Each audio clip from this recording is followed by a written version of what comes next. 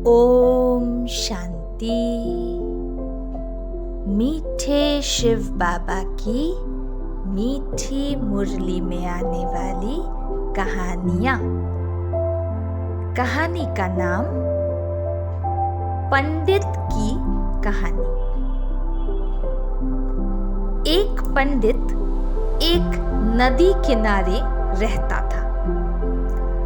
वह इतना ज्ञानी था कि दूर और पास के कई पंडित उससे सलाह लेने आते थे। वे पंडित पर आदर और सम्मान की वर्षा करते थे। दूसरे किनारे पर एक लक्ष्मी नाम की दूध वाली रहती थी, जो पंडित को दूध बेचती थी। उसका दिन व्यस्त रहता था।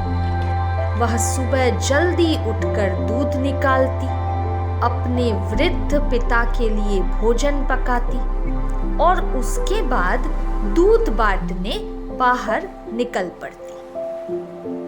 उसे एक नाव पर नदी पार करनी पड़ती थी। एक दिन पंडित उसका इंतजार कर रहा था। आखिर वह आई और तब वह बोला, आह लक्ष्मी, तुम अंत में आ ही गई। मैं तुम्हारा प्रातः काल से ही इंतजार कर रहा था। मुझे कल से दूध सूर्योदय से पहले चाहिए। अगली सुबह लक्ष्मी भोर शुरू होते ही किनारे दौड़ी, लेकिन नाव वाला देर सुबह तक नहीं आया।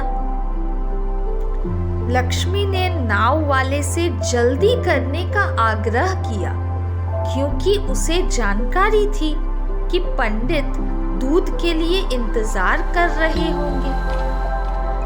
पहुंचने पर पंडित ने शिकायत की कि तुम दोबारा देर से आई, क्या हुआ? लक्ष्मी माफी मांगते हुए बोली कि पंडित जी, नाव वाला देर से आया।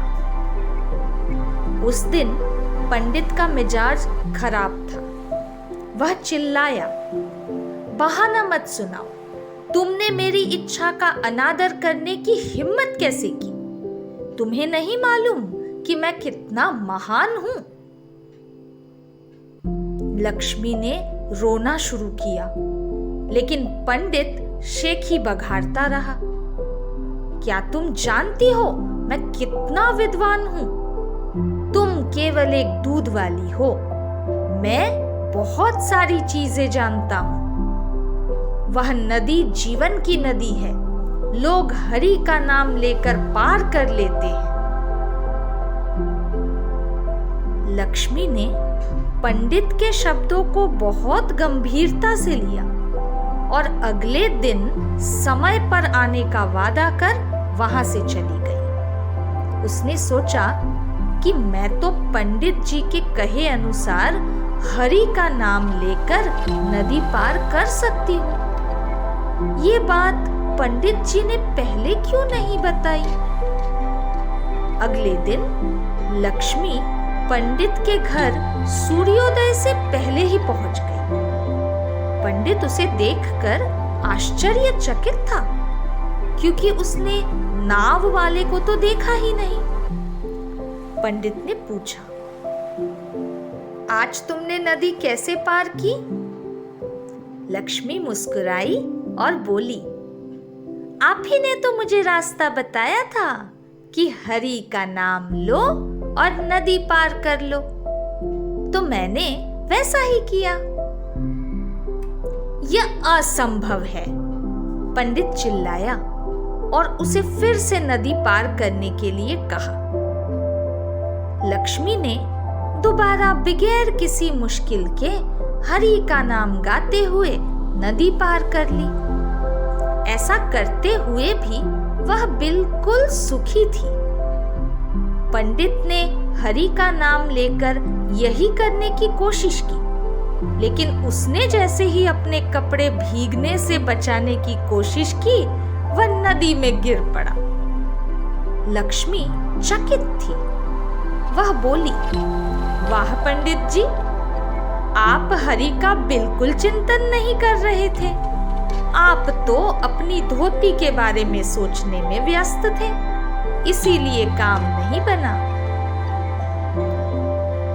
पंडित लक्ष्मी की सच्ची भक्ति से आश्चर्यचकित हो गया और उसने माना कि लक्ष्मी का विश्वास उसके अपने खाली ज्ञान से ज्यादा शक्तिशाली था। उसने सच्चाई से लक्ष्मी को आशीर्वाद दिया। इस कहानी का आध्यात्मिक भाव है, शिव बाबा उन लोगों को पंडित कहते हैं जो ज्ञान को केवल दोहराते रहते हैं लेकिन जीवन में नहीं उतारते। हमें पंडित की तरह नहीं होना चाहिए। दूसरों को जो हम कहते हैं वैसा पहले हमें खुद बनना चाहिए। कथनी और करनी में फर्क नहीं होना चाहिए। Thank you Shiv Baba.